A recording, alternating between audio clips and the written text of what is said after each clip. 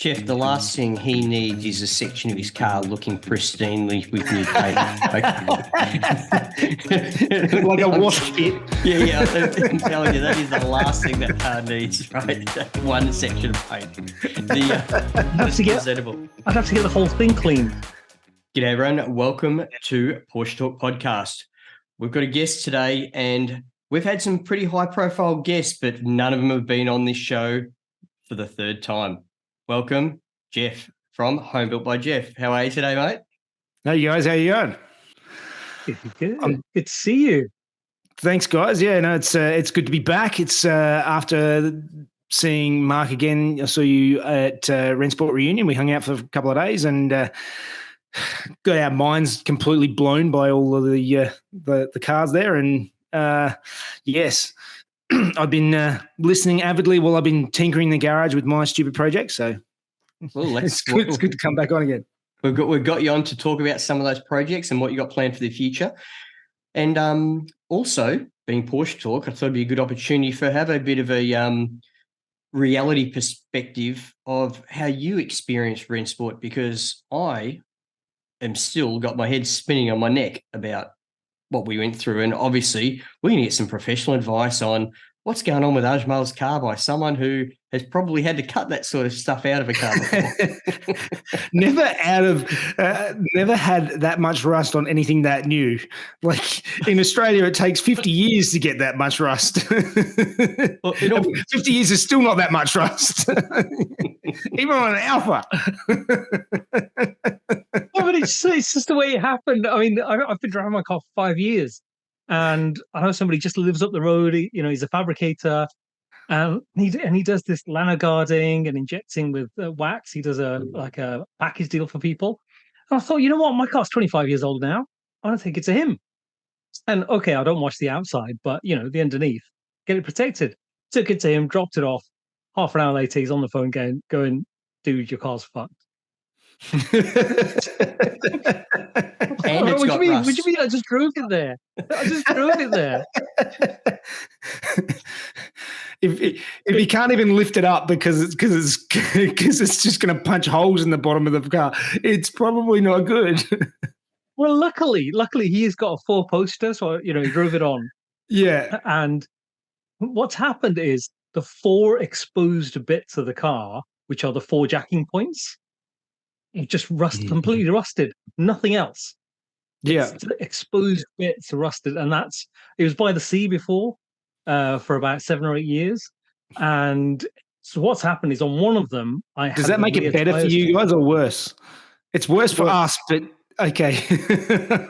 Much worse, yeah. And when someone's jacked it up when I got the new tires at the back, and that jacking point's gone through the floor. But when he's chopped away the metal, he said inside the sill, it's got no protection in there, but there's zero rust once you go just like 2 millimeters above the ground level. Yeah. There's no other rust. It's clean. So he's been able to really cut it really finely, smallest section possible. He's fabricated all of saved me about £1,000. He's fabricated the metal that's got to go back in. And I should be having it back in probably about 3 or 4 days. Oh, fantastic. So so you don't have to respray the bottom of the car or anything. It's all underneath where you can just hand paint it. Yeah. The plastic spats where they go on, it was directly under there. So he's repaired that, painted that, and they go over it, perfectly cover it. Jeff, the last thing he needs is a section of his car looking pristinely with new paint. Like a wash kit. Yeah. I'm telling you, that is the last thing that car needs, right? That's one section of paint. I'd have to get the whole thing cleaned. Yeah. I'd have to say, those photos you put up on Instagram, I'm looking at it going, has someone just got a rotten sandwich and pressed it into the bottom of a car? It was like, I can't even comprehend how bad it looked. Like, I'm telling you, I think you're just naive to think that's all there is. That's all there is. I've had a really good look, and ignorance is bliss, because I've been driving around like that for years, not knowing. And I think it's got to go through the annual check next month. So I had to get it done. Otherwise, it would have just gone in the garage, and I just know it would have lived there for years and years and years. and my children will be digging it out and hating me long after I'm dead. And so as it is, it's fixed. I'm going to be broke forever, but it lives. Are you going to be brave enough to declare the cost of repair once completed? Yes, because so I'd never seen it without obviously the under trays on. So when I saw it, and there's some other peripheral consumables that needed attention. so front and lower arms done. Like you could see that they were done. They were just touching each other, and both rear shock absorbers blown. The air conditioning was leaking from an O-ring. So all of that has to be done, but it's so much money. So I'll put the money together and add it up. I will have to declare it, but I reckon I'm still up. I do too. I think you will be up. Compared to what they cost here, you're way up. And yeah, Mark, I could send it to you now. Yeah, look, any car from the UK that's ended up here arrives in the condition that your car is in currently anyway, regardless of age. It seems like the timing was impeccable. I had a close look to the underside of what looked a very presentable 993 only about 4 or 5 days ago. And I thought, English car, I'm going to lift the carpets. I put them down real quick, right? Because I know that Fred Flintstone's a cartoon character and you can't actually run along with your feet looking down at the ground, right, to make your car go. And you could have done that in this car. So the rest of the car looked amazing, but the floor was just Swiss cheese. And see, mine's done now. It's done. No, it's send done. It to you. It's done for now. These are two very different things. Anyway, Jeff. Yes. Tell us about your journey in the US following catching up. Well, for those listening, Jeff and I did sort of point and laugh and have looks of wonder when we were at Rennsport Reunion and caught up with a few other influencers who were some great company. And really, for me, it was amazing listening to different types of people who have different interests in their cars and the way they go about their cars. Like you being so hands-on, you look at different things to what I do. I look at, stuff that's shiny. You look at stuff that's not. The way that something might be put together or how bad something's been done in the past as a crash repair on a race car, that type of thing. So it was fascinating for me to hear perspectives. Tell me, how did you find the event and what happened after the event for you? Give us a bit of an update. Yeah, well, I actually went over when we had a big break when I had a month in the US, but I went a week earlier than Mrs. Jeff because she's less tolerant. She's tolerant of my car thing, but she was definitely not interested in going to Rennsport. So I went over and met up with Mike from Wrench YouTube channel and did a couple of days working in his garage on his project. He's got the Blasphemy build. He's got a 69 911 X-Race car that he's put a Subaru 6-cylinder. I can't remember the the engine code, but yeah, Subaru 6-cylinder twin turbo into this thing, and so I was giving him a hand on that. But then I rented a Boxster and did the road trip up from LA up to Monterey, and it was. It was good to actually be able to drive myself and have a bit of fun, even though it was only a base Boxster with the first time I've used the horrible Tiptronic forward backwards paddles on both sides. I don't know if you've ever used them. I've never used them.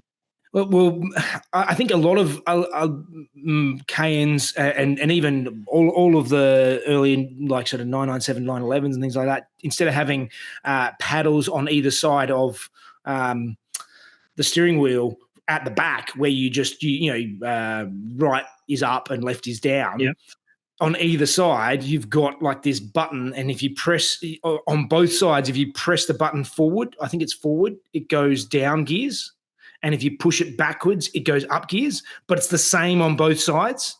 So both sides, if you press them forward, they go down, and pull them back, they go up, or vice versa. I can't remember exactly, but it's absolutely horrible, particularly when you're used to using paddles. I drive the sim rig all the time, so I'm used to driving with the paddles, and also I've got my Calm with the paddles. But these ones are just horrible. The PDK is still there, but the paddles make it terrible. But yeah, getting to Rennsport itself. Sorry. I was going to say, where does someone go and rent a Boxster from? How old is it? Turo. It was I had one that was only a couple years old. It was a 718 that I had rented, but he backed out of that rental. But it's all through like an app. So these are private people's cars, and the one I rented, he was a young guy who basically Turo paid for his car, so he's got like this extra car that he can just sort of enjoys having this Boxster, and he rents it out of a couple of days a month, and that pays for it. That's a Tiptronic, not a PDK. No, it's PDK with those rocker things on it. Yeah, really. Yeah. This was a 918 Boxster. Like maybe a 718 or a 981. Sorry, a 981. Sorry, not 918 is not a Boxster. No, a 981. Sorry, 981 Boxster. No, it was like a 2015 Boxster. Okay, but even some of the 997s had those same horrible little PDK 997s had those funny rocker things. Oh, okay. Yeah, and they're awful. they're horrendous. So I'd seen them in photos and gone, why don't they have the proper paddles on the back? But I'd never actually used them, and when they use them, they're horrendous. I reckon that must have kicked in around 2016 or something, or 2017 when they had the facelift of the. I think they were an option for a long time. I think it might have been an option steering wheel. I don't know enough about the newer cars to be fair. Sure, but Mike had a Panamera. He know that he had the same thing on that. But it was definitely a PDK gearbox. Like, it changed quickly. It was just horrible paddles. Yeah, okay.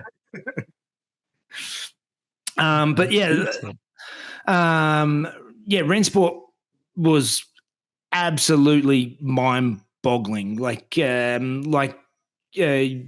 and I were saying, and Mike particularly was saying that it's not the cars that you're seeing that blows your mind. It's the cars that you're ignoring to go and look at the next thing that you would normally be absolutely going mental over, and you're not even looking at it. Like, it's crazy.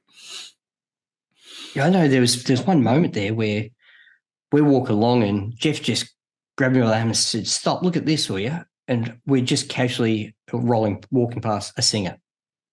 Yeah. Like, I'm thinking, it's just a nice 911. What's next? You know what I mean, type thing. But you see a Singer in the street, like you said, it just blows the top off your head, doesn't it?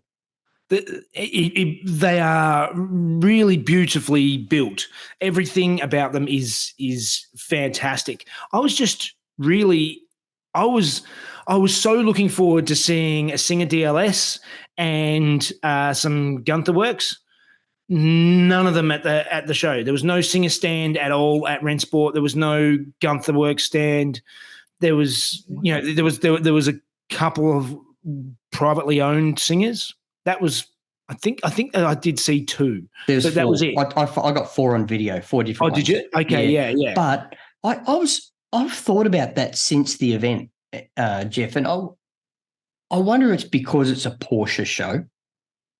Like, the show is run and won by Porsche North America. I wonder if it's, I know, don't get me wrong, I know, Singer's motors are now made by Porsche Motorsports, North America, right? But I wonder if it's something where, we're just going to be another Porsche product in already an ocean of Porsche products. So should we spend the money? And we've already done Car Week up there. We've already done been over to Goodwood. We've come back. Maybe it was just a case of we've done the promo we need, and really, how many more people do we need to put these cars in front of when you can't buy them anyway? For the 14 people in the world right now that can afford them. Yeah, but it's for you and I to drool over them and have a look at the details. I was looking at it from a business case, So. I don't bring logic into this. Yeah. See, in my mind, they're killing the 964s. That's what they're doing. And I want one. We'll buy one. Yeah, but the price gone through the roof. Singer's not killing that many of the 964s. Like, personally, it's all of the other Singer pretenders who are now killing all the 964s that really start hurting it. Oh yeah, I mean it's the basis for so many backdates, and everything fits so easily onto it that so many people are mimicking it and are doing their own rester mod and backdate and whatever it might be, and because for a long time there were so many good ones that it was being done to, whereas now I think people have realized the value of a 964, a standard 964, that people have stopped doing it, but still, there's so many that have been butchered. Well, I know Singer won't accept like a shitbox 964. It's got to be a good condition. They'll reject the car if it's not good enough. So, yeah. So they still only work on the reasonable ones, from what I understand. Well, I heard through the grapevine that Gunther Works are very similar to what you've just said, and it was almost a deal breaker for Mr. J-Dub to supply his 993 to be Gunther Works up because it was a UK car. They weren't going to take any UK cars because of the problem you've just had, Ajmal, with the amount of body steel work that needs to be done over and above to get the car to be what it is. The right-hand drive Singer 964s and 993s for Gunther Works apparently are Middle Eastern cars and Australian cars. They won't take UK cars because of the what's going on underneath it is just too much work in preparation. That's the discussion I overheard from a distance from people who were those types of customers, unlike the three of us. Yeah. Well, I do have to admit that like Harry My 911 was inspired by the Singers. Where at the time I sort of saw them, they were only new, and I thought they were amazing, and I thought, well, I'm going to build my own inverted commas version of it, and that's sort of Harry My 911, which it's not a Singer, it's not really trying to be a Singer. It's more a 73 RSR inspired thing that's actually done as a resto mod. So it's got the aircon and it's sort of a little bit more comfortable. Is the aircon working yet? Have you gassed it and is pumping cold yet? Last time we spoke, you hadn't connected it up. It was just installed. No, it was working from the start, but then I did have to get it regassed at one stage. The issue that I have, and I think Johnny at Classic Retrofit has upgraded it since, is the blower is not super strong. So it's not like a modern aircon. It still blows cold, and it works. It works great, but a couple of things that really hurt my car is no window tint, which I'm going to rectify with the same stuff that I put on the our Ferrari, which is basically a clear window tint. That's just a UV protectant, isn't it? Yeah, it's still, it classes 70% window tint, but if you look at it, it just looks like any modern car's regular glass. It looks, because I don't want dark tinted windows on the car, but I don't want to get baked. And every time I'm driving the 911, particularly on a long road trip, I am continually getting fried because you're so close to the glass and there's zero protection in the glass. And I'm always trying to hide my arm down the side of the car somewhere in the shade so it's not getting burnt. So I'm going to be tinting that, and also I'm going to put a strip across the top of the windscreen, like a banner. I found when I actually did the Adelaide Rally a year or so ago, the banner, I realised how much better it was because I sit so close to the windscreen in that car. You're just getting blasted, so it'll make a big difference to the comfortable nature of that car. And I'm also going to put better blowers into the. I've been looking at duct blowers, so it's like a little sort of 50 mil round blowers that I can put into inline type stuff. Yeah, inline and just sort of assist the unit, and then it'll be great. Now, more importantly than the comfort in this situation, Mm-hmm. what are you going to put on the banner?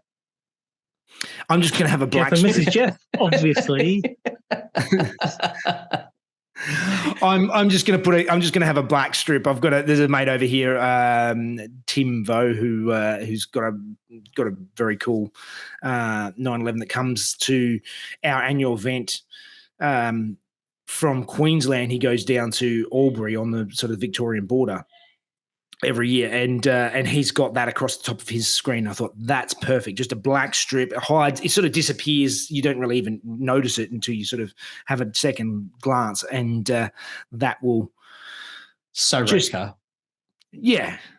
Oh, I've still got my name on the side of the car from the Adelaide Rally. And there's a flat in my brother's name. So yeah, good one. So following that, I saw a video that you did with Vin Wiki on YouTube. So you obviously headed over east to Atlanta. Yes. So after Rennsport, I caught up with Mrs. Jeff in LA, and we flew over to Nashville, and then we rented a car in Nashville, and then we did Nashville, went across to Atlanta, then Charleston, Savannah, and sort of worked our way down the coast down to Miami, and then flew back to LA and then back home. Yeah, fantastic. So catching up with Ed, one of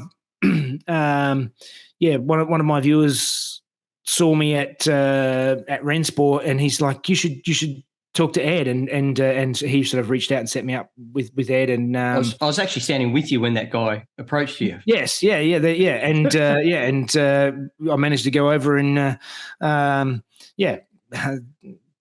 gave a couple of stories to Ed, whether he uses them all or not. But he's used the first one of the Ferrari, and it seems to go well. How good's his garage in real life? It's very good. The spiker, I don't know that much about spikers. Oh, I can't wait to see one. I'm busting to see a spiker. But the amount of billet custom like details and things on it, it was very nice. I mean, obviously he's got 3 Lamborghini Murcielago manuals and Ferraris and stuff, but the spiker was sort of right in the doorway. And I mean, his garage is exactly what it looks like on. Yeah, okay. So it is that good in real life. It isn't just. Oh yeah. It's beautiful. All the cars just showroom wedged in there, but yeah, that's a garage goals. Yeah, okay. Not quite set up for the type of work you're doing at the moment. I want to have. I mean, my dream is to have a garage like that, and then have the workshop shed that is I build the dreams in one, and I keep the pre-finished ones in another. Fair cop. I'd have to say in our recent trip to the US, Jeff, Nashville was probably my highlight for how much of a great time we had and the people and all that sort of thing. How did you find your time in Nashville? A lot of these places in the US I found. Nashville, the strip was good. We got there in the day and we went for a walk around. We were staying a few blocks away from downtown, and the strip itself is not too bad. And as soon as you get like a block outside it gets pretty rough pretty quick. There's a lot of homeless and a lot of closed down shops, and that's the US everywhere. I found when I was over there. Yeah, that exact description would be. Yeah. Have the pretty stuff for the tourists, and after that, it's pretty grim. Charleston was pretty good most of the way around. It seemed like a really nice, livable area and a bigger area. But yeah, Savannah, a few blocks outside of the historic area, was very rough. And we went to St. Augustine below. That was even worse.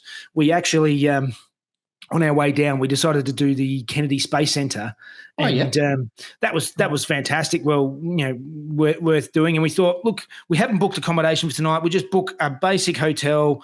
We're not fussy, just somewhere clean with a bed, and we're good. And we pulled into this place that we'd booked.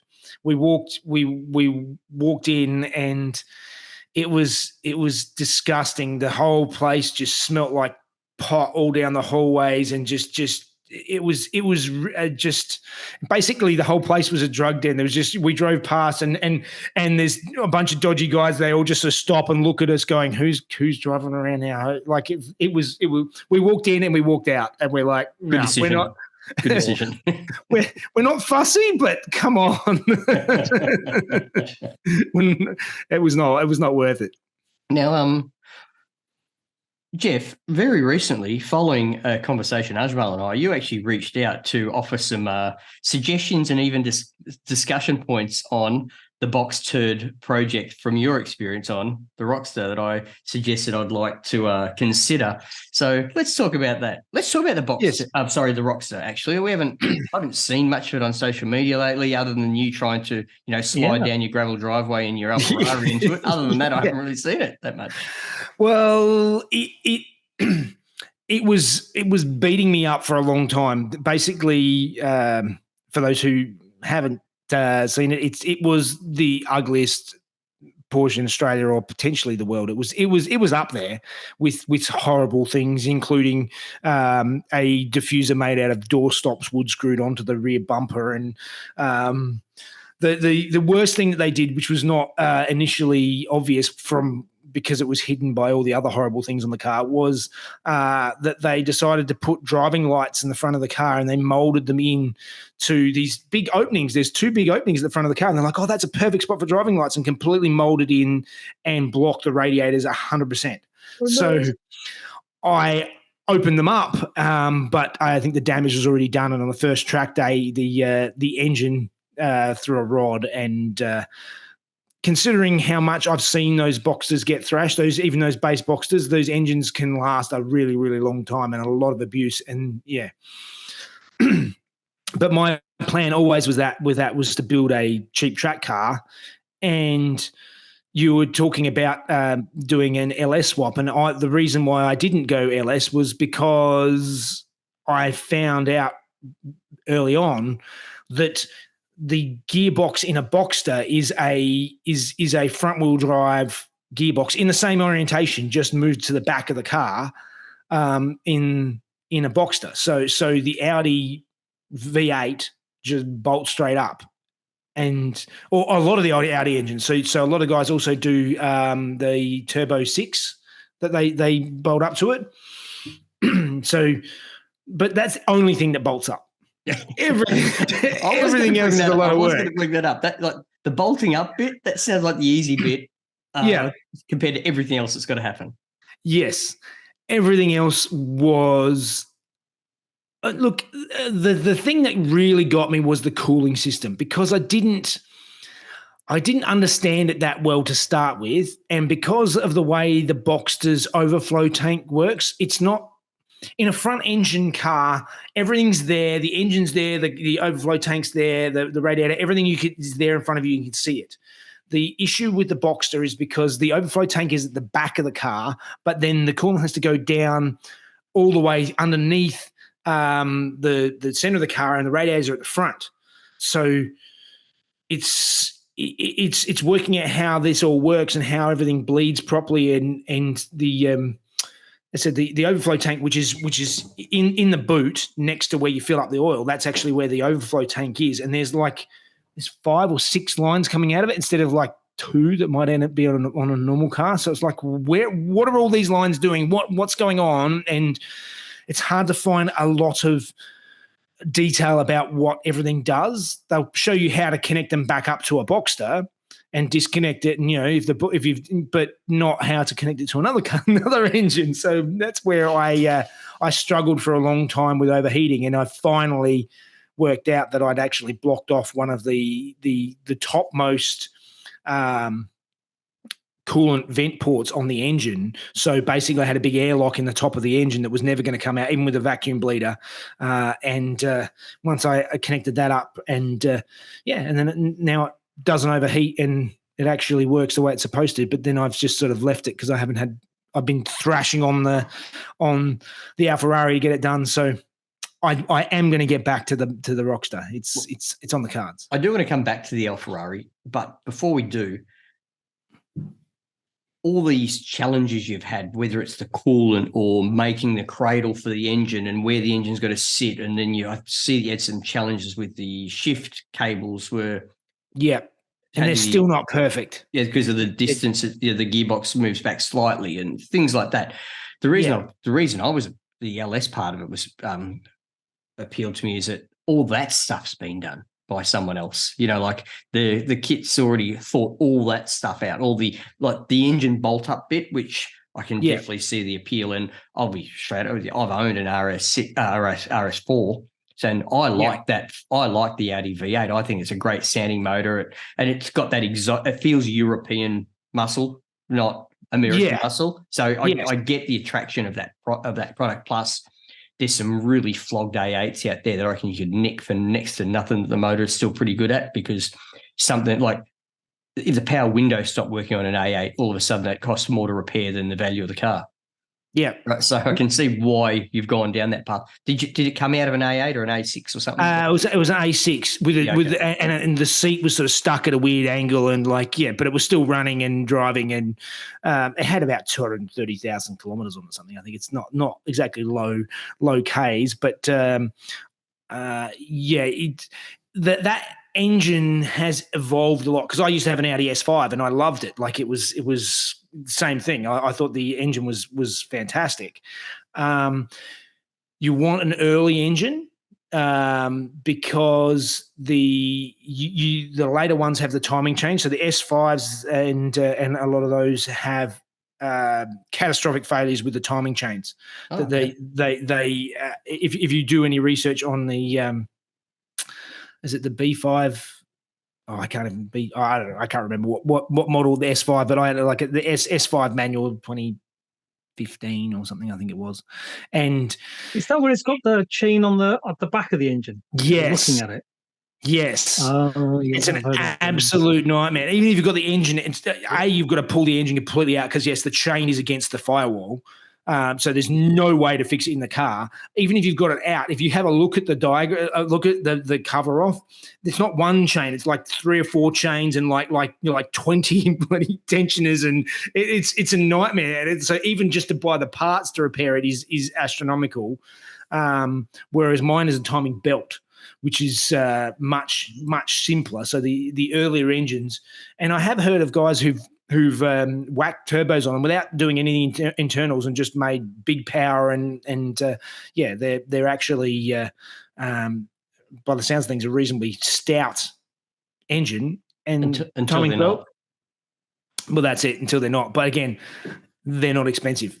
Yeah, they're much cheaper than an LS. And I suppose the reason I didn't want to go with a kit is because I wasn't going to spend money on it. All I had to do was buy the engine. I can make everything else. So, that's right.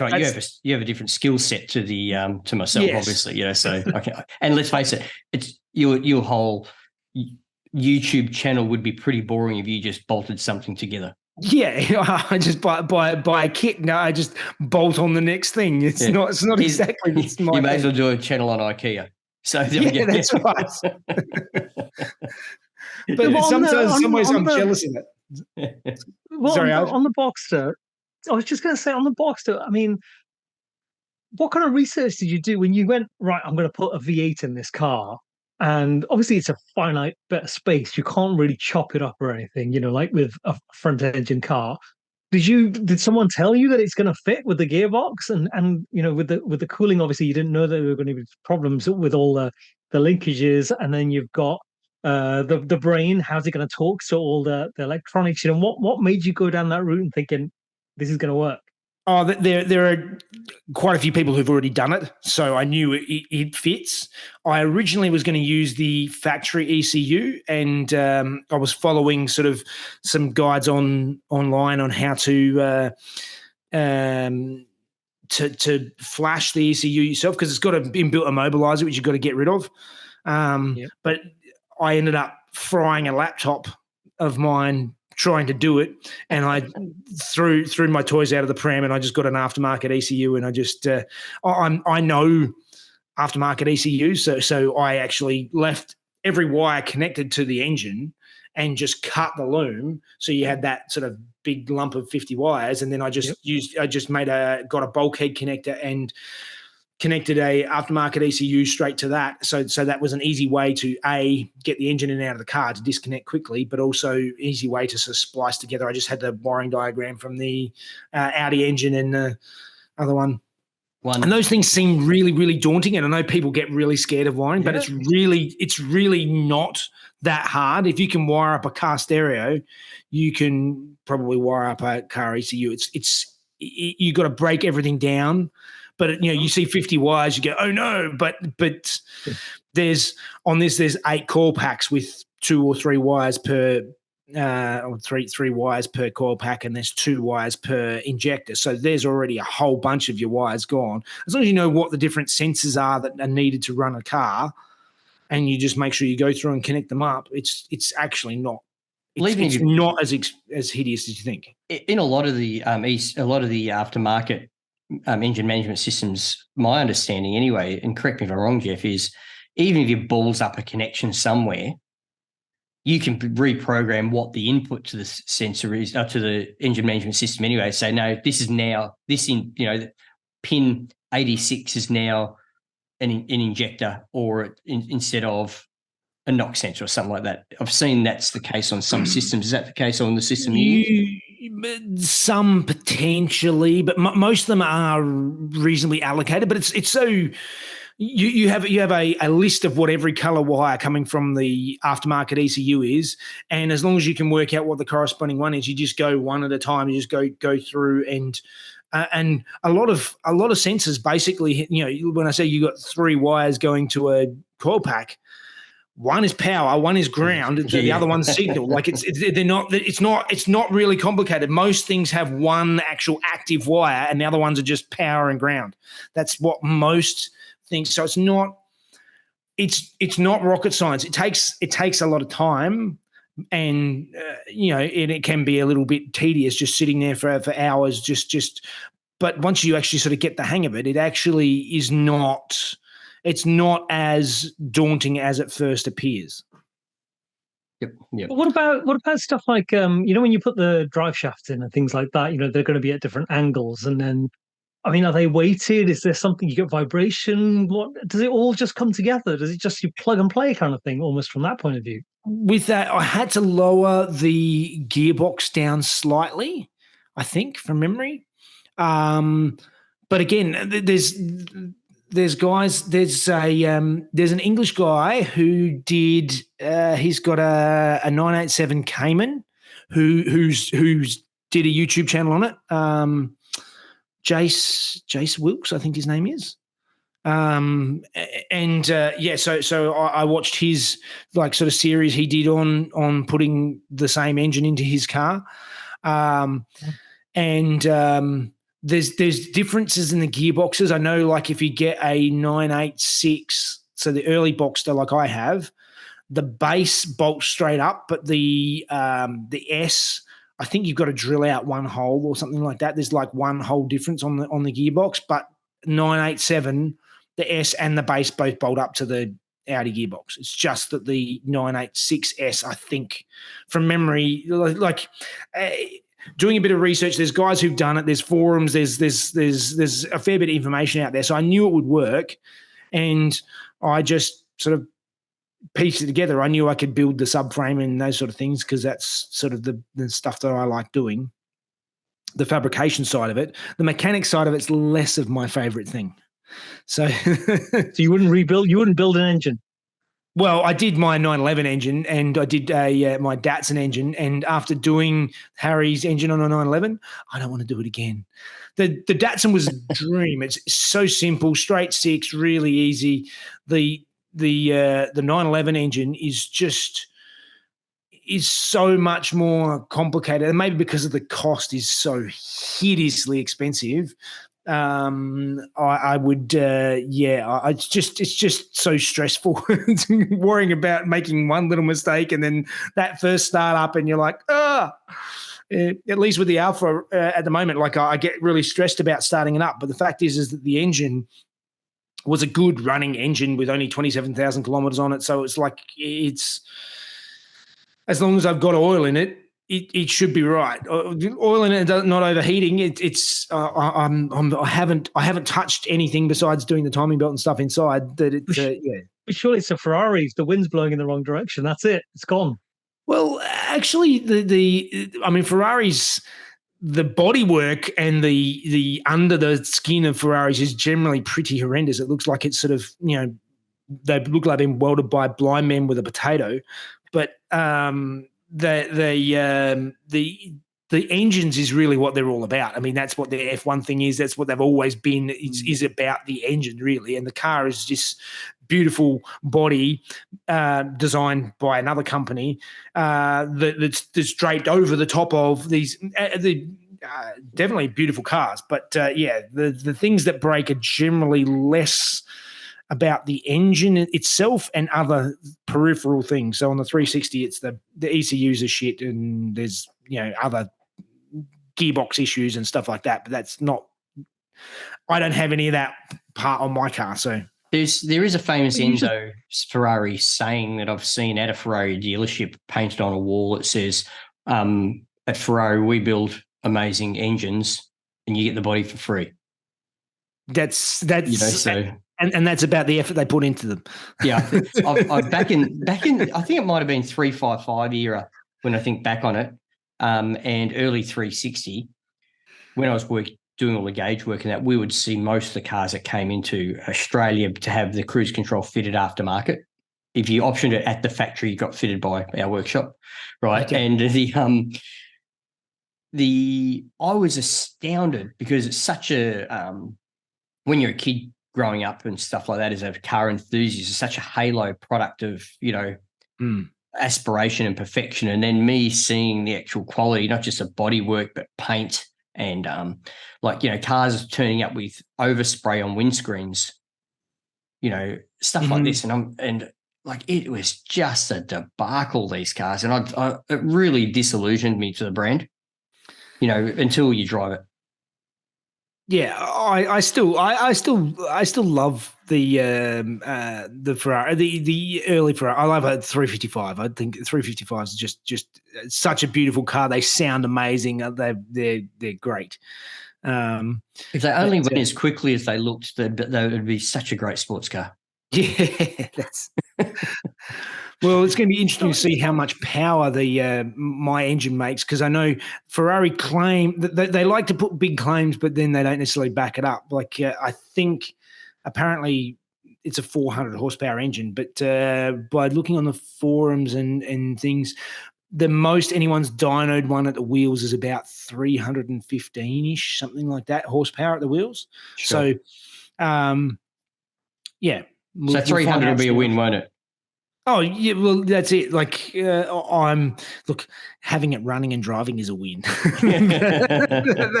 That's honestly. We'll see what we can. What will happen when I actually get to getting it on the dyno and tuning it. How you say it's running and driving, and yes. Those of the listeners that have follow you would have seen that you've backed it up and down your driveway and slid all over the place, right? Tell me, yes. Have you actually got it out of the yard and onto bitumen to run through any gears yet, besides first and reverse? No, I only drove last week. Was for the first time. That was that video last week. This week I've gone through and I've fixed up my wonky exhaust and I've raised the car up and put the proper suspension back in it again, because I didn't have the right springs for the event I went to, so I just cut the springs at the front and to get it to the event. So now I've swapped in the correct springs and got the ride height correct, and fixing the clearance for the engine for the bonnet window is what I've been doing yesterday. So there's a few things that are coming out this week, but I haven't actually been able to drive it. But a tail shaft, the bell that you got underneath your yes, yeah. A cowbell, yeah. So the tail shaft was sort of too tight in the back of the gearbox. It's actually not. There's lots of movement in the tail shaft because it's got a CV joint in the center. So people are like, oh, that's too far in because it's going to there's not going to be any movement when the diff goes up and down, but there is movement in the CV joint in the center of the tail shaft. Sure. But it was just sort of touching, so I've clearanced that and got cut half it's just a dust cover on the back of the gearbox that I trimmed off. But you did say about a gearbox. I heard you talking about the gearbox, and you just bought it off Gumtree or something. Yeah. What kind of gearbox is it? It's a Subaru BRZ gearbox. Like GT86, Toyota GT86, same thing. I went through lots of different possibilities for the gearbox, and the big reason for that, well, I needed a gearbox where the starter motor mounted to the gearbox side, not the engine side, because that's how it is on the Ferrari. There's nowhere to build to mount it, and also I couldn't have something that was gigantic, because even that is so much bigger than the factory one. I've barely got enough room for my feet as it is, building the tunnel with that smaller gearbox. And it's nearish the limit of power and torque that for that gearbox. But Subaru guys, there's plenty of guys who've been drifting them and stuff with that gearbox with a turbo BRZ engine making the same power, and they make torque at much lower revs than what the Ferrari does. It's the torque and the torque hit that will break the gearbox, and the Ferrari is not a torquey engine. It's just a really revvy engine. It revs to 8,700 so for a V8, which is a lot. So but it doesn't make the torque until way up the top. So I'm not that worried that the gearbox is going to die. But if it does, it's cheap. They're everywhere, and you can get gear sets if it comes to that. So, And how do you feel off the shelf? I'm like, knowing you as I do, I can imagine you've done a lot of research on the gear sets that come with the BRZ versus what your motor tune's going to be like and where the torque sits. So you mentioned that you can get gear sets. Do you think it's going to be something that's needed, or do you feel that what you've got in the box is going to make the car actually usable and drivable? As far as gear ratios go, I sort of did the calculations when I built it, and actually with the factory diff and with that gearbox, it should work well. It seems to be fine. Yep. I mean, in first and in the lowest gears, and I think the theoretical top speed at Redline in sixth gear is 310 k's an hour or something. Is that all? Yeah. so of course I'm going to be trying that straight first thing. No, never. Ajmal, that's like 190, 195, that's something like that. That's a lot. The thing is, but when it's a car that old, and I know you've done absolutely everything to it, so it might as well be a brand new car, right?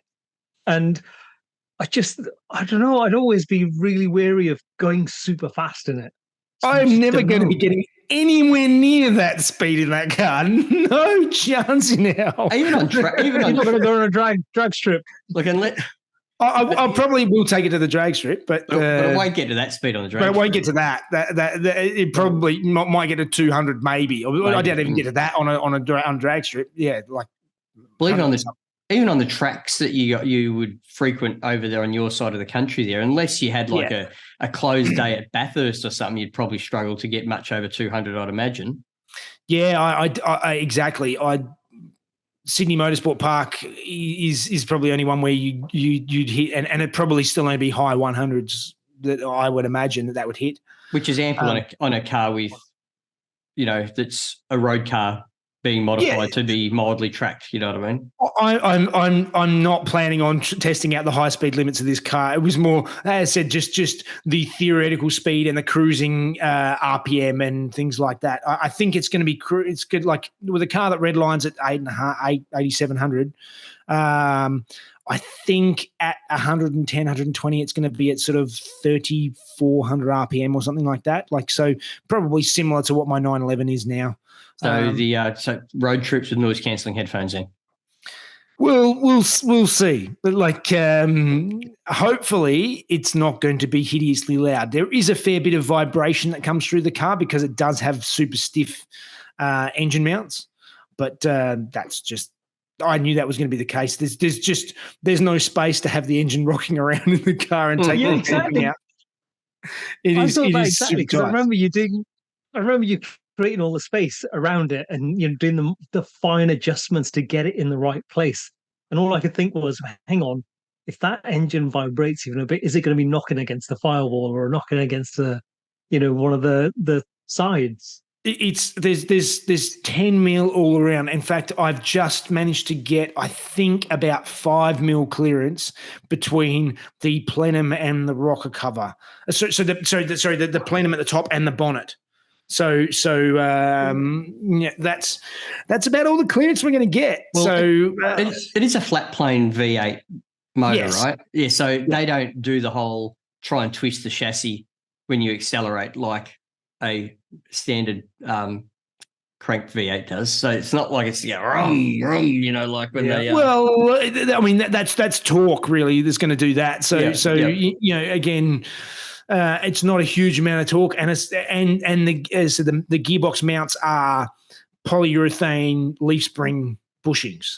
So that's the amount of firmness they've got.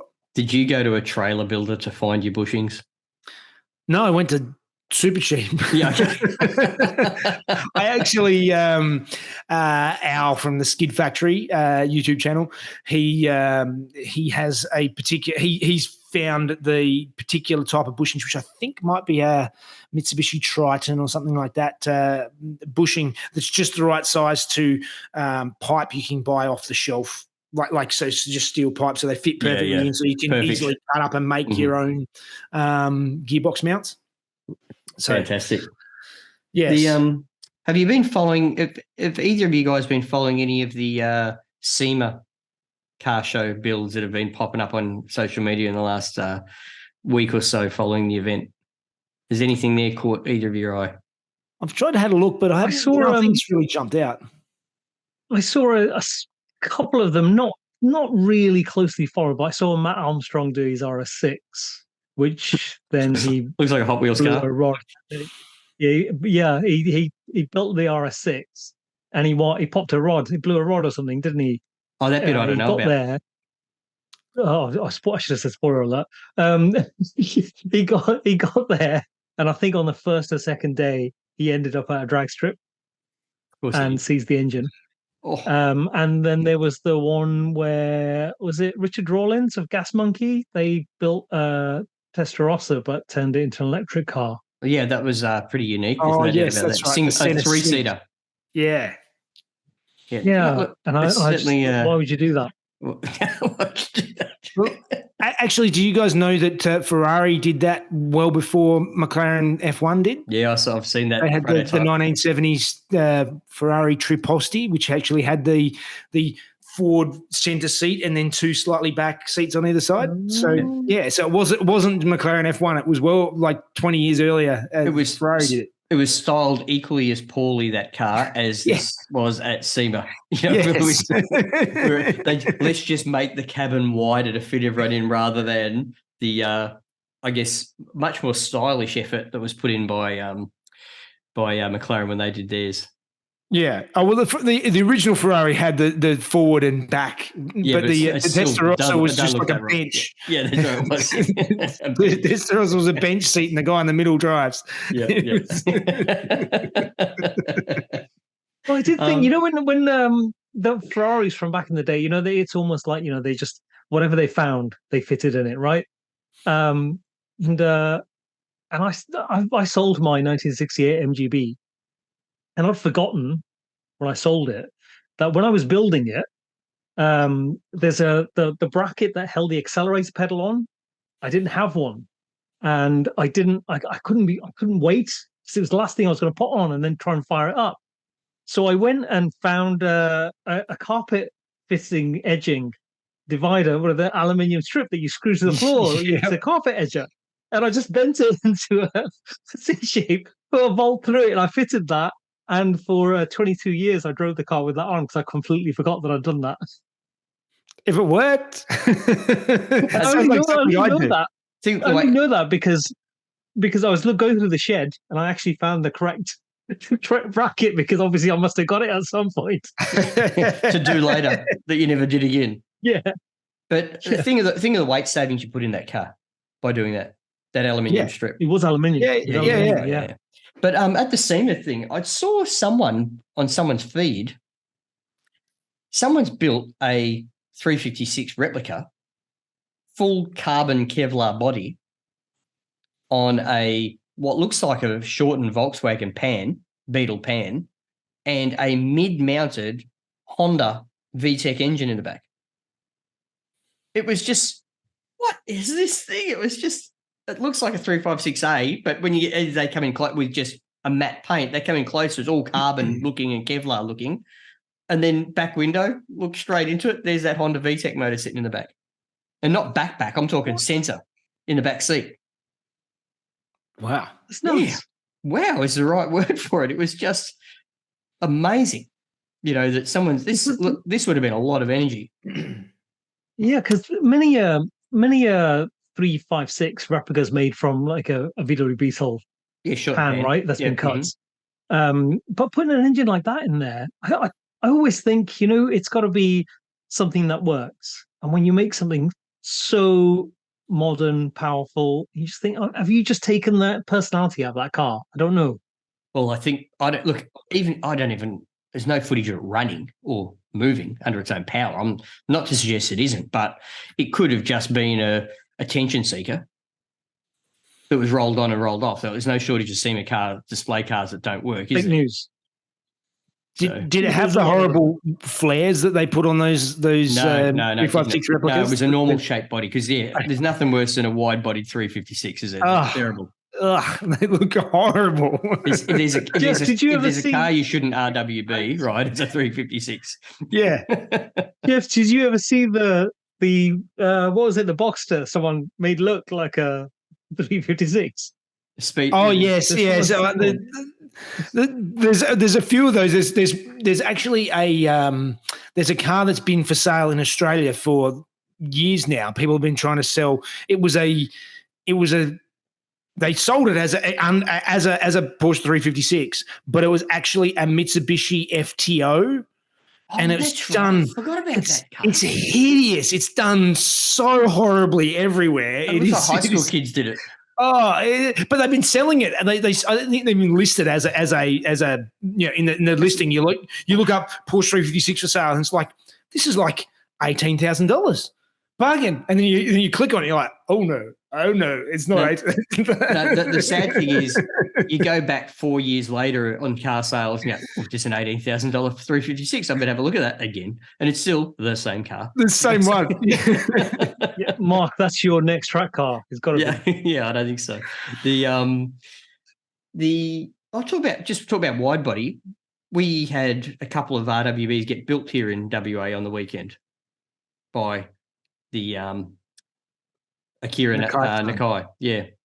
So it was interesting to see this thing up close because, it's a very polarizing product, RWB, when it comes to 911. Some people either, love it, love what he does, or they think, oh, what are they doing that to a perfectly good air-cooled car for, or whatever. But I know both cars here in WA that were done to, and they were both old race cars that wouldn't have had an original panel on them. They were caged up anyway, and they were G-body cars that were backdated. So they're not perfect examples of cars that were destroyed, for want of a better term, to become an RWB, right?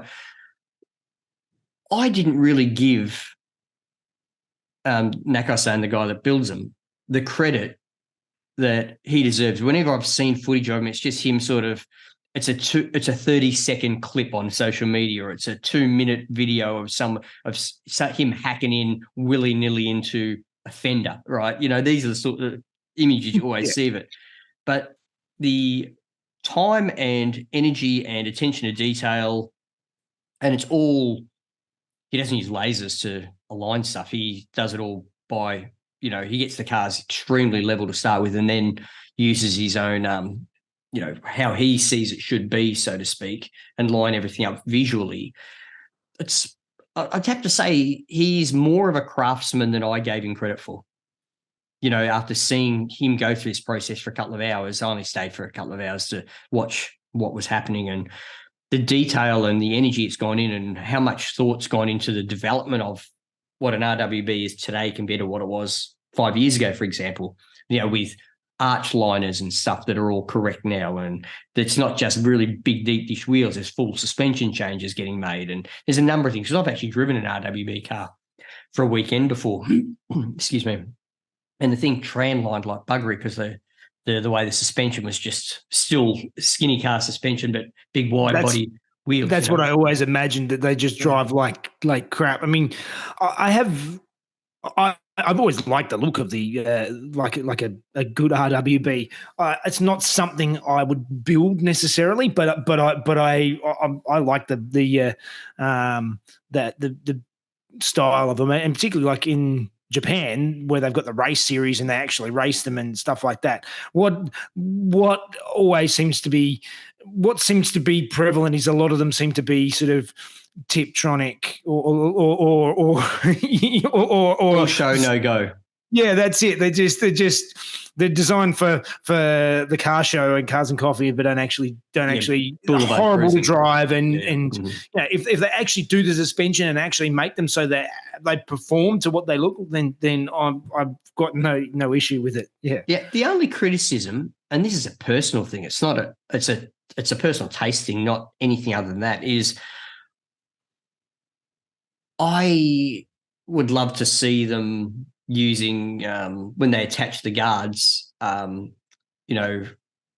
nuts and stuff like that to get it all nice, so that if you want to repaint it in the future, the thing to come off and all that sort of thing. Yeah. But anyway, look, like I said, to see the process and see the quality of work done, I think there's a lot of commentary out there by people who haven't actually seen how this is actually done, would be the best way to describe my experience. And, I wouldn't say a strong opinion, because I love the look of them too. I love it. Like, especially, seeing all those 934, 934.5s, 935s at Rennsport, those super wide body things. It's just so exciting to see a 911 being twice the width it's supposed to, when they're almost square in their track and their wheelbase, they crack me up.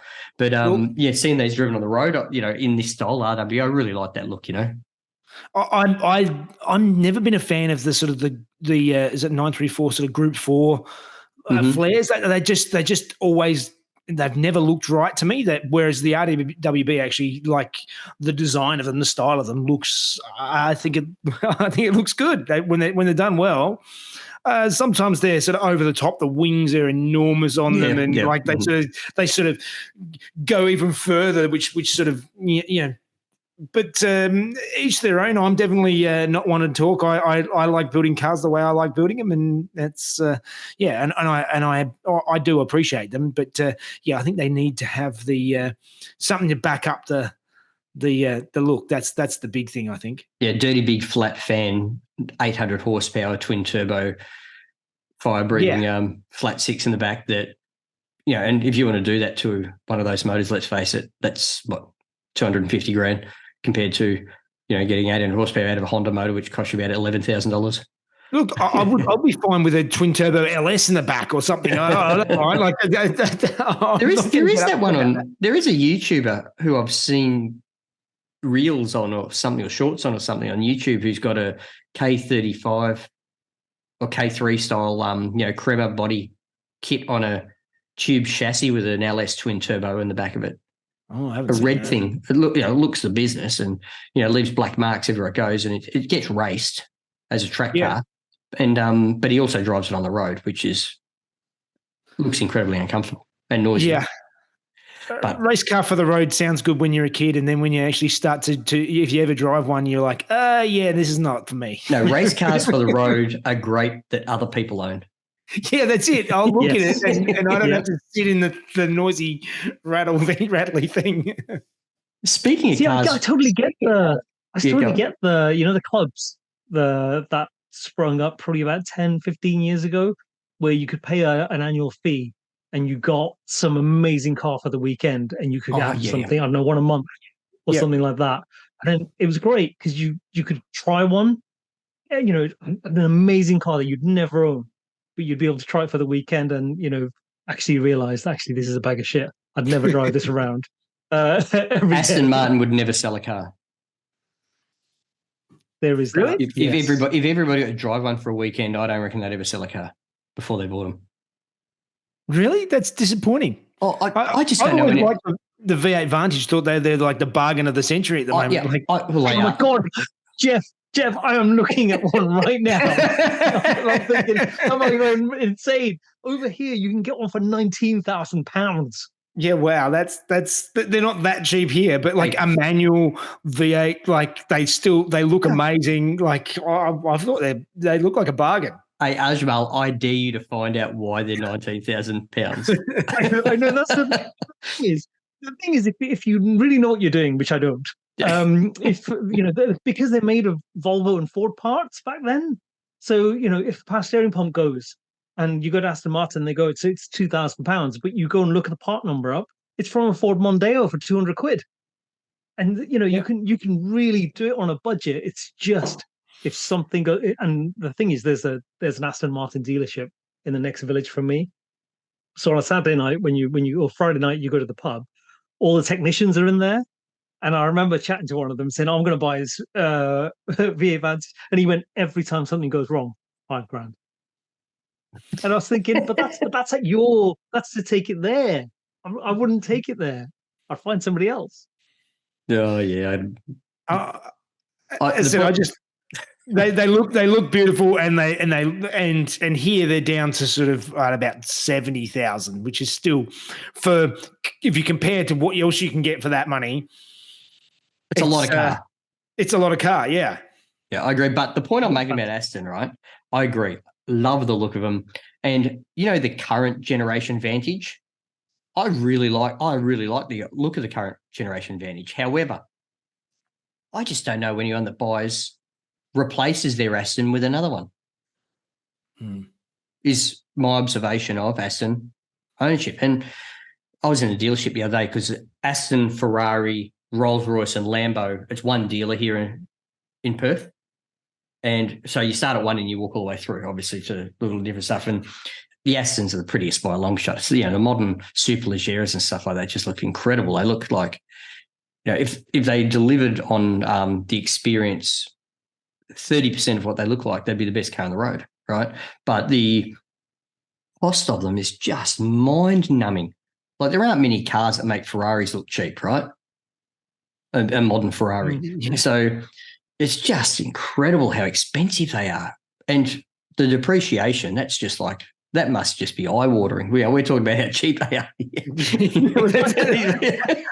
I'm not looking at new ones. I'm looking at old ones. But the point I'm making is, I don't know if that depreciation curve flattens out.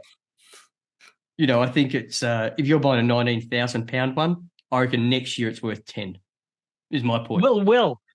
When I bought my 996, I bought my 996 4.5 years ago, nearly 5 years ago, and I was considering buying a Vantage, and it would have been £25,000. And I thought, there's no way they're going to get any cheaper. And sure lo enough, and behold, they're now £19,000. I think you'll probably find that they won't get much cheaper in the UK. It'll just be either, if it's still running, it's still worth £18,000. But if it's not running, it goes wrong, it's scrapped. Yeah. So, I think you're right there, Jeff. I think you're right. Talking about road going cars, I've got to look for a new daily. And I want to talk to you guys about my requirements and what your suggestions are. All right. It's got to be a 5-seater, right? Firstly, it could be a 7-seater, but I'd rather not have a 7-seater because I'd rather more space in the back if it's a SUV of some. If it is an SUV of some sort, I want it to be extremely comfortable. It's got to have adaptive cruise control, right? That's a deal breaker for me. And it's got to be able to I've got to be able to tow a trailer with it that could tow a car. So I need something that's going to have some power. I'm not fixed on the idea of having an SUV because that's the easy option, and it's a pretty crowded marketplace, but it's likely going to end up being an SUV just for the value proposition. So because it's got to have adaptive cruise control, it's going to be something from about 2018 onwards for most brands, right? Mm-hmm. Oh, see, I was going to say I already know what you need. Oh, yeah, what's that? You either need an Aston Martin Rapide Yeah. or a Yes. Maserati quadrifour with a Ferrari engine. Towing a car trailer. I like it. a repeat. You know, you're going to need the trailer to put the repeat on. Yeah, how's it going to tow itself? Yeah. The great conundrum. So what do you got? Let's hear some ideas. I've got the easy option, which is a Macan or a Cayenne, right? But if I get either, it's going to have to be a GDS, because if it's a Macan to tow a car trailer, I'm going to need the bigger motor, right? I love my Macan, Mm-hmm. and we've got a early 2015, I think it is. And I find it's the great boring car to do all the boring things that if you ever find yourself on a fun road, it can be a lot of fun. On the other side of it, I have got it to tow, and I do use it to tow my car trailer. But I've heard that PDK is not as good to tow with. A Cayenne is better with the Tiptronic, apparently, with towing. Good to know. One thing I will, as much as I love the Macan, it's quite stiff. And we had before that for years, it's old now, but it was a 2005, 2006, something like that, Mercedes ML 500. So similar size to the Macan, but with the 5-litre V8 in it. And it towed way better than the Macan. Like it had a much higher towing capacity. Yep. Like the Macan's 2,200 kilos. I think the ML was 3.5 ton. Yep. And much more comfortable on the road. Like the Macan's very stiffly sprung, so it handles like amazingly. But if you're never going to drive it spiritedly, and as much as I love Porsches, it's probably not necessarily the car, unless it just has to be a Porsche. Like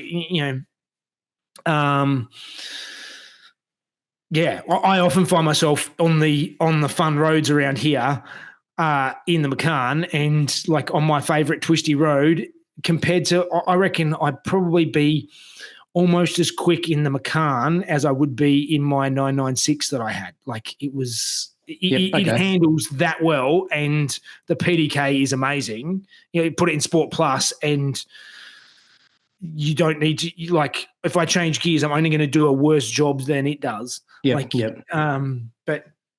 if you don't want it to be a sports car, it's a tough thing, because you spend so much time in your daily, right? Yes. You do want a little bit of fizz, but you also need the practicality, and that balance is a pretty hard. I've got one right here, Mark. Yeah, good one. Repeat. 2004 Porsche Cayenne, 4.5 litre, £2,490. 2004. Yeah. Hang on. Has it got a wood? Has it got wood interior as well? Hang on, let me have a look. Because Diddy wheels. I'll tell you what was on the list was a Panamera as a potential car, right?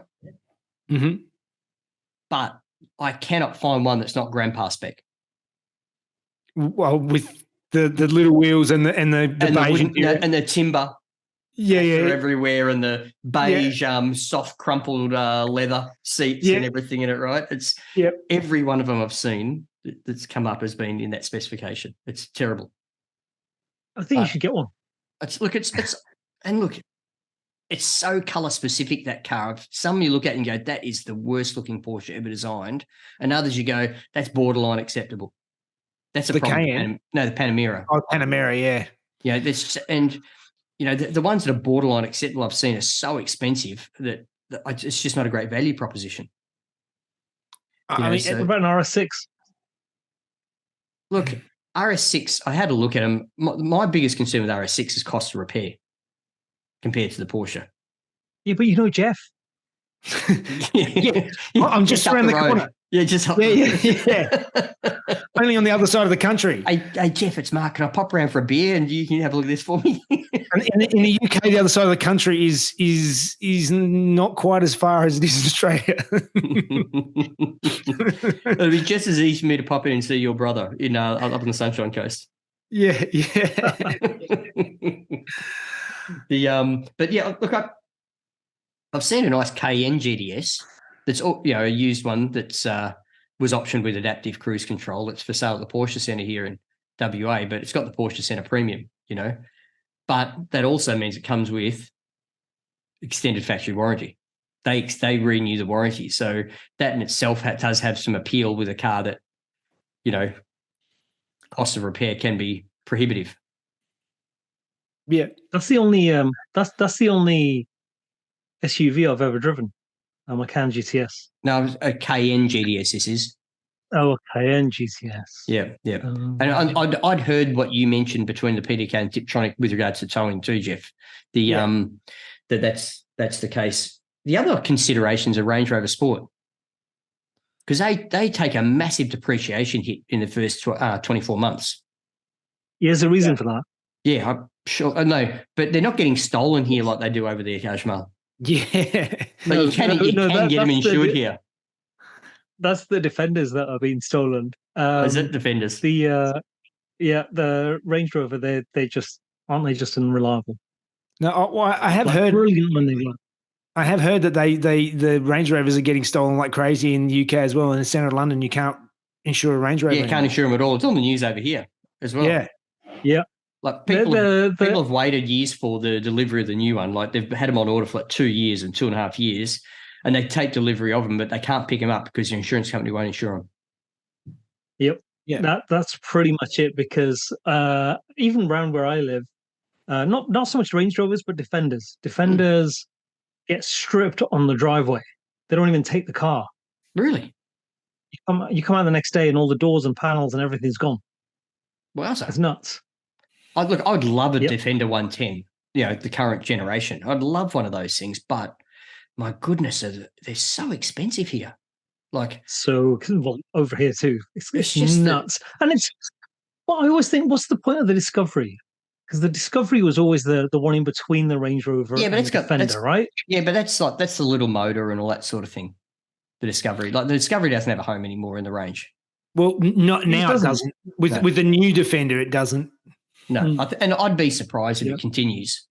Like how many people are actually ordering it? Yeah, but it's a new one in a long time. Yeah, but anyway, like to give you an idea, Ajmal, a Range Rover Sport brand new is nearly double the price of a Defender here in Australia. But 24 months old, they're about 15% cheaper than the Defender. Why didn't you get an Evoque? Convertible? an Evoque convertible? Yeah, Evoque convertible. I saw one yesterday. This is the dumbest thing ever. No, I'll go one step further. I'll go worse. I'll take your Evoque convertible and take you Nissan Murano convertible. Yes. That has got to be the worst car that's ever been. Did we get them in Australia, though? I know America got them. I don't know. I saw one when we were in the States. Right. Yeah, I'm going, oh my God, who thought this was an idea to go to production? I believe, wasn't it the CEO's wife wanted one, so he got it made, the CEO of Nissan? I have no idea, but oh my goodness. Like I thought Evoque convertible was bad until I saw the Murano. That's like last time I saw the Evoque convertible, I thought someone had actually chopped the roof off and just put a hood on it. Themselves. Yeah. It's not 1984. People don't do that anymore. Yeah. What else have I got here on my list to talk about today? Let's talk about the Alfarari in general. How's that coming along, and what's the timeline looking like, Jeff? Do you have a hard date that you want to be finished by to get it to some event or anything like that? Or there is no hard date, but basically now I'm at the pointy end of it, really. I've still got some coolant leaks that I've got to sort out and things like that, but basically now I need to start. It's running and driving. It's time to. I've still got to get off my backside and book it in to get it tuned and get the engineering done so I can register it. There's interior bits and all the switches and stuff I still need to connect up, but that's sort of not necessary for registration, but getting the aircon working properly and all these bits and pieces, there's really not a lot left. So it won't be long until I start my next project, which I still am going to announce. Well, when I'm ready, when I've run out of things on the alpha. Okay, we want a date. When's the thing getting registered, and when is it going to be finished, so to speak? Yep. Oh, look, I'd like to get it done this year, but it depends on how long some of these things take, because I know the dyno takes a while to book in, and the and I've got to book in with the engineer as well. So, but hopefully by the end of the year, it's done, which is not far now. No, it's not far away. It's only a couple months away. Less. Now, Ajmal, like me, are you surprised Jeff hasn't just built his own dyno? I was going to say, I'm surprised he hasn't got one. And also, why he doesn't have one in a truck or something. You know, one of those portable ones. Yeah. You just take around with it. Trust me, I'd like one. It would be handy. I have done renting out. You'd be able to pay for itself in no time. No, I don't need to. I don't need to start a business doing this stuff. Like, so many people want me to build cars for them. Want to do. I don't want to do other people's stuff. I do it for me because it's fun. I don't want to ruin the hobby. As soon as you need to do it for money, it's no longer entertainment, is it? It's, it's an obligation. Stress and I don't need that. It is a hobby that thankfully. I never meant to be a YouTuber. That just sort of happened. I just sort of, got my old 911 and thought I would, it would be good to, instead of just having a build thread on a forum, I'd do some videos to go along with it. And then suddenly people started watching it. And that's sort of how it sort of grew. I just like building this stuff for me, and the YouTube stuff is a good way to share it. Good one. Now, with regards to the, you didn't put any effort into talking me out of doing this Boxturd. Right? So clearly you want me to suffer the pain you've been through, right? I would probably get the kit. I'm the IKEA option is much more suited to my skill set. Yeah, look, the LS can make more power, and there's way more development out there for that engine. So that makes it. I'm not planning on being pretty, Jeff. If I get one that pops, I'm just going down to the wrecker and getting another one. I'm not. I'm not planning on making a super engine or anything like that. I'll off the shelf stuff is what I'm thinking at the moment. They're not that cheap anymore because everybody's looking for them. So they've gone up. I did look a little while ago. I think often the easiest way to get them is to just buy an old car. Commodore. Yeah, that's what I thought as well. And then get paid $75 by someone to come and pick up the wreck of the body. Yeah, exactly. That's it. Is that the 986 you're going to go for, Mark? Oh yeah, look, I know of one that's right now. Been in a driveway now for 4 weeks with a puddle of fluid under it that he'll never move again because he's going through that thing that you nearly went through with your 996 once the rust was discovered. This is one of those ones that's going to get, so I reckon if I sit on it for another 6 months or so, I reckon I'll get the thing for next to nothing because someone's going to tell him, either his landlord or his wife, to say, just get this thing out of here. Yep. I tell you what's a real shame is, just through timing, I blew up the engine of my 914 and it ended up getting shelved for a few years. And then I sold that to a wrecker, right? The 914 rolling shell with the gearbox. If I had that now, that would be a good project car to drop an LS in, because a lot of people put LSs into 914s in the States. Yeah. Really? Yeah. It's it is a thing, over there. There's actually a guy who's contacted me a few times who's got a Ferrari 360 engine he's putting into the 914. Oh, really? Yeah. He's already got, I think he's got a few YouTube videos on it. It's only like a very small channel. Yeah. But, but he's actually physically got the engine in the engine bay with the Ferrari like plenum sticking out the back. So it's yeah. Could be exciting. I would never think to do. I could understand like a Ferrari engine going in a Fiat, but or an Alpha, or iconic Italian names, car, right? yeah. And then It's what, just- 914, which everyone thought was a VW. Yep. And Porsche took it on and put a Porsche badge on it. I would never think to put those two things together ever. I think it's just horsepower per kilo is the equation on that one. Well, the thing that got me to looking at the Ferrari engine in the first place is a mate in Queensland who's got a LS in the back of a 911. And he was talking about, he's like, oh, maybe I'll swap it out and put a Ferrari engine in because the Ferrari engines are so cheap. And I'm like, sure, they're cheap.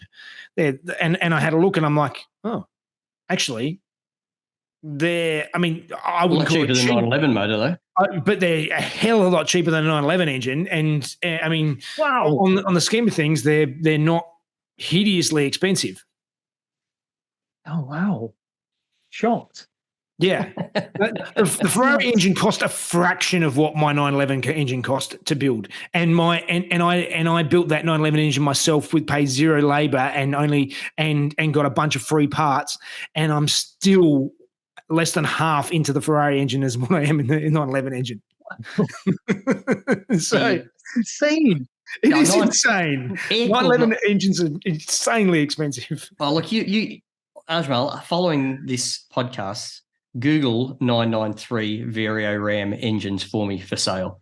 And good luck. If you want to choke, right, it is just incredible how expensive they are. See, that is a build that you should do, Jeff, is a 993 convertible, turn it into a 964 style Targa. Remember with Mark, we talked about this? Yeah, that's the worst looking car ever. It's not the worst looking car. Why would you build something that looks like the factory didn't want to do? Because they made a mistake. I will do I think the next Porsche I do at some stage, I've got to do a 356. I think that would be a great project.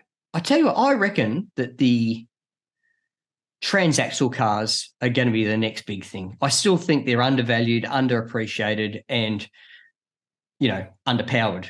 Ultimately, I think there's going to be some interesting stuff in the next 10 years. Are going to happen with transaxle cars. I reckon we're going to see Can-Am style trumpets popping out of a 928 bonnet in some sort of SEMA build or something like that. I don't know. There's going to be something bizarre that is going to happen with transaxle cars, I reckon. Well, there's that. Is it Nardon who started doing? They've made one, haven't they? It's kind of the singer of the 928. Oh, one. yes. I have seen that. Yeah. No, I'm not. I'm talking about human price stuff, not people that own private jets cars. I've always liked 944s. I've always thought they'd look great. I've never owned or driven one, but I've always appreciated them. Always thought they looked fantastic. Never been a huge fan of the 928, and I don't like 924s. They just don't work. The 944 to me, that's the car. Yeah, good one. Yeah, I did a video on a 944 Turbo SE, which is a UK only, or UK and Japan only car that at the time when it came out put out more power than the 930 the same year. Okay, right. So it's a really low volume car too. There's a guy here in Perth that was selling one, and in hindsight, I probably should have bought it. But when I did the video, when I was doing the walk around and looking at the underside, I could see it was definitely a UK car because it looked like what Ajmal just cut out of like Ajmal's car. Yeah. But what about a 968? Yeah, 968 looks good. Yeah, look, that's the most expensive option, but also I think the best looking option out of the lot. Like, the 968 CS is an amazing car to drive. Like, it's just 100 horsepower under. And I still 944. I still just it's got that 80s cool, like that. It does. The angular pop-up headlights. I like it. Yeah, good one. I reckon we call it to that, boys. Jeff, all right. Great to catch up. Great to have you on again, and really appreciate your time. I know it was early in the morning there for you to jump on just so we could all make our time zones work. The Ajmal, we want updates on we want the 996 back on the road by our next podcast, please, so we can talk about how much better it performs, especially because you're going to replace the shocks and the suspension components. Yep. Before you do so. I'm going to buy the shocks, yeah. Yep. I actually starting to suspect, though, that your suspension is just going to the next point of failure as you're replacing parts? Well, that's what happened because the rear lower arms, I did those, and then it was just horrific. And I only did it because they creaked. And, it drove kind of okay. It was fine. It just made such a noise when it heated up. And I just thought, oh, God, I need to get those changed. Said to Jack, change it. And then got that back. And it was just horrific. It was awful. The front was all over the place. So now it's in the garage. And you could just, when I looked underneath, I thought, oh, God, the front lower arms are awful. So if I change those and the rear shocks, one of the front shocks is new. It's terrible. Listen, I'll tell you what, get all your bushings done. Let's call KW. Let's get them to sponsor an episode. We'll get that coilovers put right through the 996. It'll be fine. No, not coilovers. That's going to ruin it. Not with the roads around here. Hey, there are coilovers that can be set up for comfort. They don't have to be racetrack. I'll tell you what, the roads around here, I'm going to have to go safari. Classic. All right, then. Well, let's talk about it more next episode. Jeff, thank you very much. Yes. Listeners, please follow Jeff on Instagram and his YouTube channel if you haven't already. It's an amazing experience to watch him do what he does. Ajmal's Flat Cap Driver. I'm Mark and Cars. Thanks, everyone.